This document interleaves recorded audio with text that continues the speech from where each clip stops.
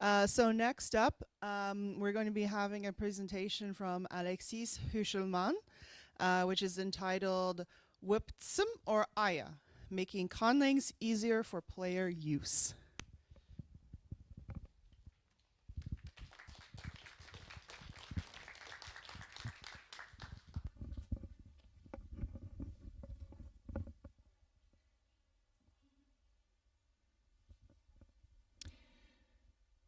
In the early 20s, I made contact with an RPG designer named Bastien Bassani to develop some languages for his fantasy setting. There were initially 8 naming languages from a common ancestor, so 100 words each maximum, no grammar.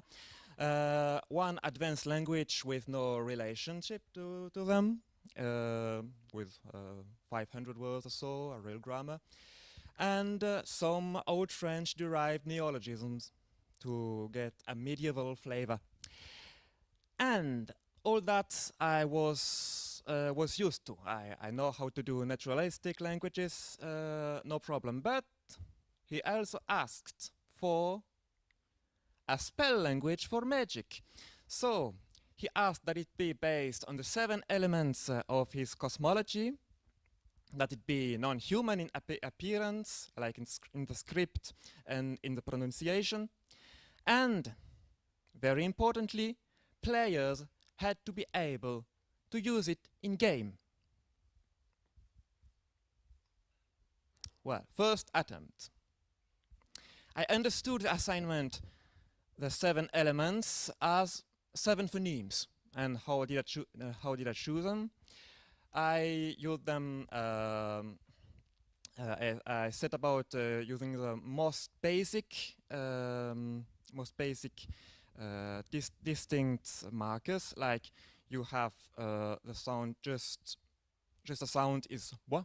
It's just a sound. You have the implosion, p, the explosion. Excuse me. The implosion. You also should have, well, you don't have them because a slight problem, but you also have the continuant and a, low resonance and high resonance. You have the trill, r, and the fricative, s.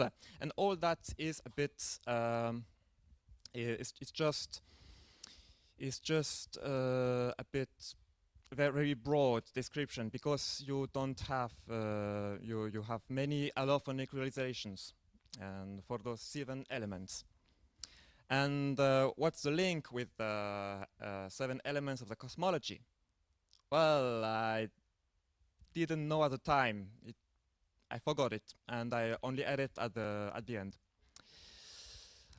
To get something real special about the appearance of the language on the page, I had the idea to get constrained shapes of words by part of speech.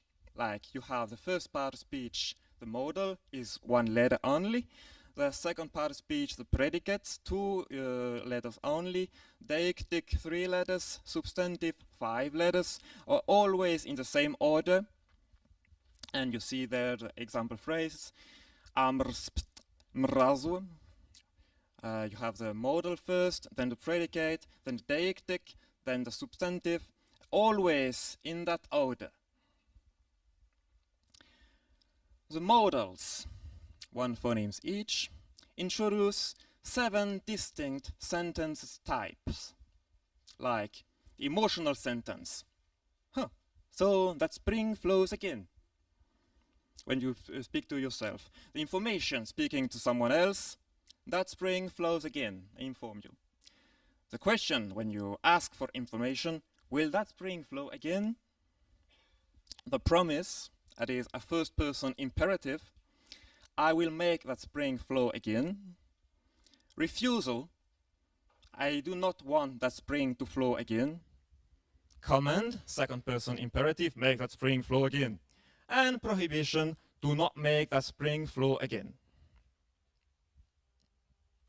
Second, you have the 42 members of the predicate part of speech. The with not much overlap with comparable small closed verb class in natural languages like in Papua New Guinea, because in those languages you have verbs for to dig tubers, to carry water. You don't have those sorts of semantics in the draconic language. You have something like to be allowed and uncontacted, to move into space, with no precision. And well, these are like verbs, but I call them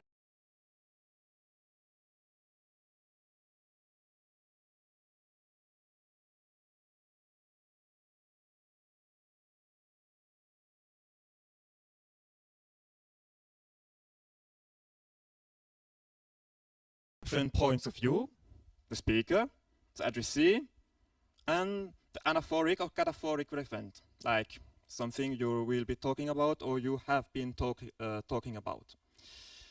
These points of view, you have direction from them, like up, down, left, right, before, behind, center. Two contact options from those directions. You have direct physical contact, up, near physical contact, over, and when you have center, it's a direct physical contact, and with nearness, it's around. You have 5 evidentials, like observed thing, reported, deduced from previous elements, hypothetical, and common knowledge. Everybody knows that. And here, more than anywhere in the language, you see there are no relationship between the shape of words and the meaning. In example 2, A, B, you have PAM, observed under me with contact, and SW, observed under me, no contact, and there are no phonemes in common between those two deictic. And conversely, you have sa, which shares 2 phonemes over 3 with the sw, observed under me, but there are no values in common between them. It's deduced around you, like all the values are different. You have 2,520 members of the substantive part of speech, and they cover the following semantic fields: the shapes, mental states, materials, movements, quantities, relationships, and primordial entities that are important in game, like wpৰীষ্টm, the original dragon. Well, it follows from all I've said with those fixed numbers that all those parts of speech are closed. You cannot get new ones. So how do you go about having other semantics? Well, you use compounding. And compounding in that language is always in a flat hierarchy. That is, there are no subordinates and else. It's when you compound predicates together. It's not a serial verb construction. There are no chronological progression. When you say to be a thought and to be digested, you at the same time you are a thought. You are thought about, and you are used as food. So you are thought about thoroughly. And same thing, to be divided heterogeneously, to accelerate and to become less real, means to lose one's form in smaller and smaller crumbs. Same thing with substantive. You don't have you don't have possession or such and qualifiers. It's always describing one single referent, like a line, which is also a shaped fluid, which also goes in a unidirectional movement. It's a river. And you have an example 6, you have a group of like things, which is also acting as an autonomous being, which is also a byproduct of the body. This is a group of children that you are related to by blood. But with the ictics, it's a bit different. There's a slight nuance, because while you can use them different directions and point of view to embiggen your spatial environment, like on your left is noun, over you it is noun, means over your left side, as we all know. But if you change evidentiality, you can get something like a temporal progression, like in that phrase translated, I have no desire that what is currently gnawing at my roots reach my core and subsequently spring out my crown. It's a tree speaking, because it's a primordial language, and trees and stones speak it. And you see there the first deictic is observed under me. This is what's happening. I can see it. You can, and then you have hypothetically within me. It could get into me. It could get into me, and if that's the case, it could spring out of me, over me. I deduce from that. And next we have the script. Same thing for as the phonemes. I try to have something very basic building blocks.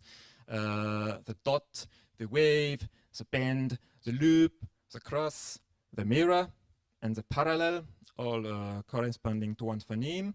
And you construct words by pushing them together, and you repeat the first element 7 times, second element 5 times, third 3 times, and twice, then once for the last element. So here you see the word mraz, which means a group of unlike beings. It can mean forest if you want. Here it's written with all the elements separate, but you also can write it as a picture. You can draw a picture with it. It should represent a forest. I'm not a good drawer. You can also construct pseudo letters with that. It's very time consuming, but I find it very cool. And this was one word. But what when you have a sentence? When you construct one big glyph out of all the words. Here we have one modal enclosing all the sentence. You have two predicates. They be on the left side, if I'm not mistaken. Yes. Yes. No, that's a deictics. Even me, I don't know how to read that. It's very, very complex. Also, at one time, I thought about like mixing all the elements of a sentence together, and like you'd have 20 bends and 17 mirrors, and you have to assign them to the word and to reconstruct something. No, a bit too complex maybe.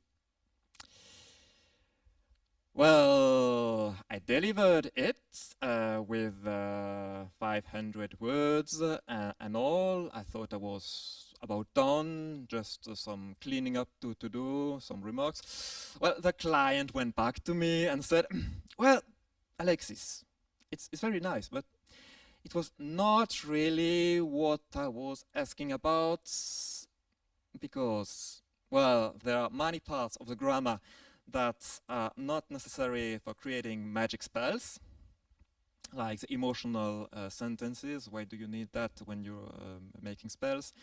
The word shapes, as you have seen, are long, and they have no inner construction, so you can. It's very memory taxing.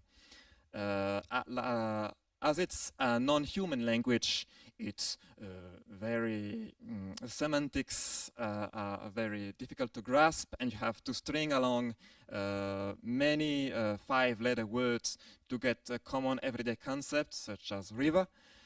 And the script, as you have seen, is it's not very nice for once. Well, it's too long to write and decipher. And well, what to do after that? He allowed me to get back to square one and redo it entirely.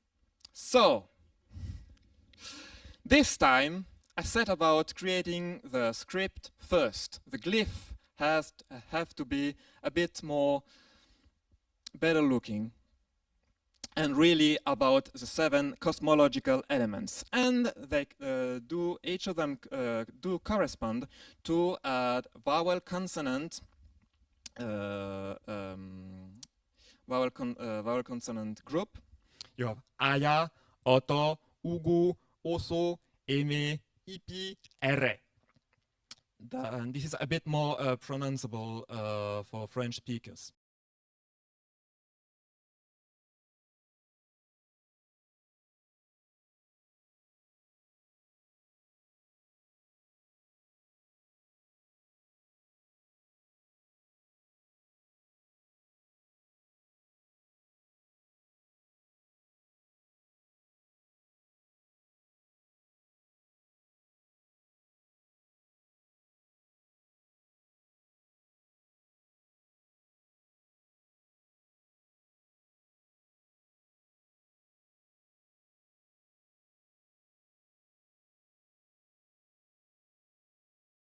What is the spell used for at the end of the glyph? Here we have with the nature element, it's also protection nature. So if you use wind as a barrier, as protection, it's wind barrier. And here you use the consonant of the nature element, and you prefix it. Besides compounding, there's also decorations, because when you have a glyph or a compound glyph, it only describes something. Like the fire glyph is, it is fire. What does the fire do, or what is the fire done to? You can decorate it with a tuft for an active reading, or say it is burning something. Fire is doing something. Or you can have a circle, meaning passive. Also, it is burning. Okay.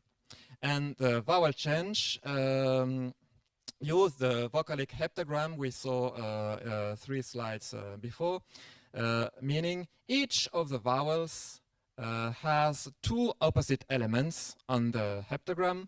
And if it's counterclockwise, it's a passive reading. When it's clockwise, it's an active reading. So to the vowel O corresponds the vowels E and A. And I was inspired by the Healy triangle of Afri Healy and the polarized vowels of Siwa. Is Etienne here? No, not yet? Okay. You also have energy changes to get an increase or a decrease of something in a spell. Aya, water level gets higher, and aya, water level gets lower. And iconically enough, these are expressed by a vowel change, like long vowel for increase and checked or ultra short vowel for decrease. And you can also have more increase and more decrease by modifying the final vowel. Aya, water level increases at once, and aya, water level decreases at once. It disappears. And all that I presented before, all the spell examples were cast on the surroundings or something the caster is pointing at.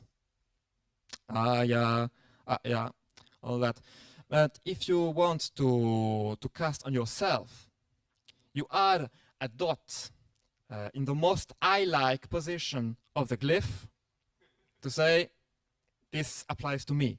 So here you have the active verb OP, meaning this inspires admiration, this is admired, as a charisma spell, if you want.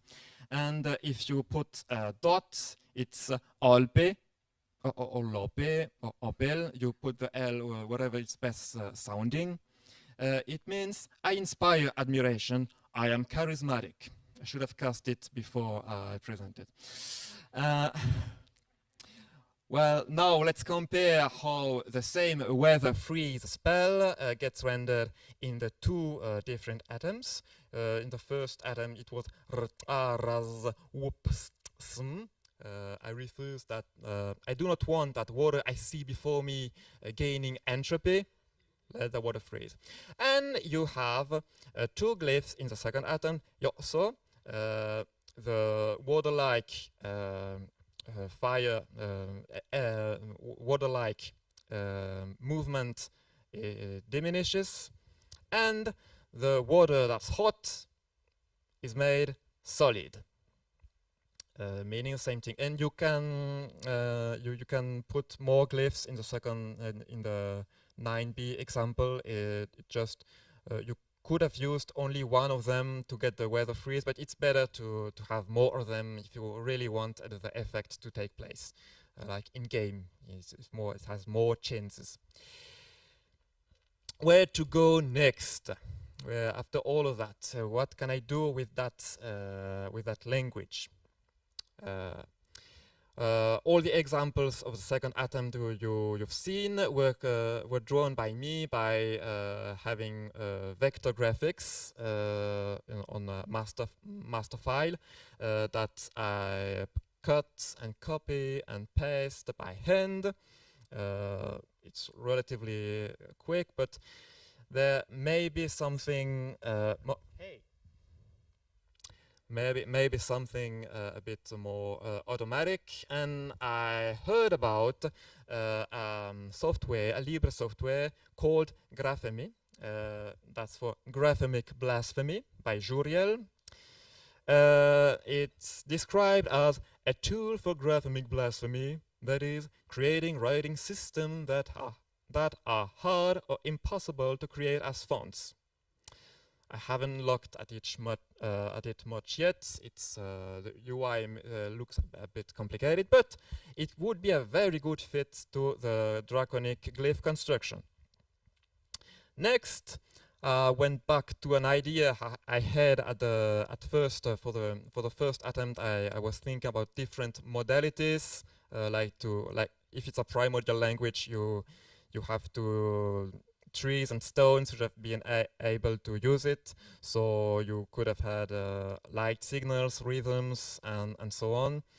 I didn't follow through, but for the second attempt, I think if you want to cast spells as humanoids, a gestural modality would be a very good fit with the different symbols as movements, like fire or something. The decorations could be hand shapes, passive, active, and so, and the pointing could be grammaticalized and so on. I don't speak a sign language. I know only the basics of how they work, but it would be something worth exploring. How was that received? That second attempt? Well, at first, I leaned too much on the mission objective number 2. It has to be exotic and inhuman. And I didn't dwell on number 1. It has to mesh aesthetic, the aesthetic has to mesh with the setting and the author vision. And I forgot all about mission objective number 3. That is, players have to be able to use it. Okay. So that's why my second attempt was not a Chomsky complete language you can have a narrative in, but a simple spell making machine. And it was well received. The client was very satisfied, especially with the fact that the glyphs are easy to construct for players. Such a point that I was not asked for all 100 words that were first in that I was first contracted to create. I only delivered like 50 of them, and I said, no, you can stop, because I see how it's going, and players will create their own spell, they will create their own associations with elements and actions, and yeah, you can stop it, it's good. So all was not really perfect, of course. Like the vowel changes with the active and passive, the vocalic heptagram. It's a bit complicated to grasp, I was told. Maybe we could do without active and passive. Also, I was asked, I was a bit surprised actually, that the decorations and company glyphs could be written linearly. That is, like letters, losing all that non-linear aspect that I was so proud of when I designed the glyphs.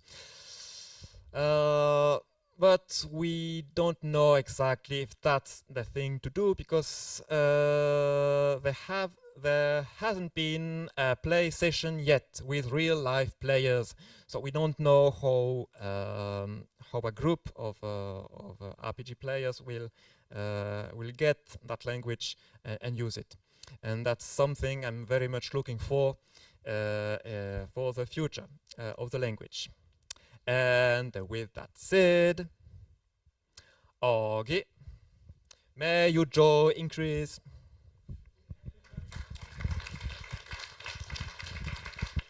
Thank you so much. Unfortunately, we don't have time for questions, but we do have a short break coming up right now, so you can feel free to pose your questions to Alexis at that point.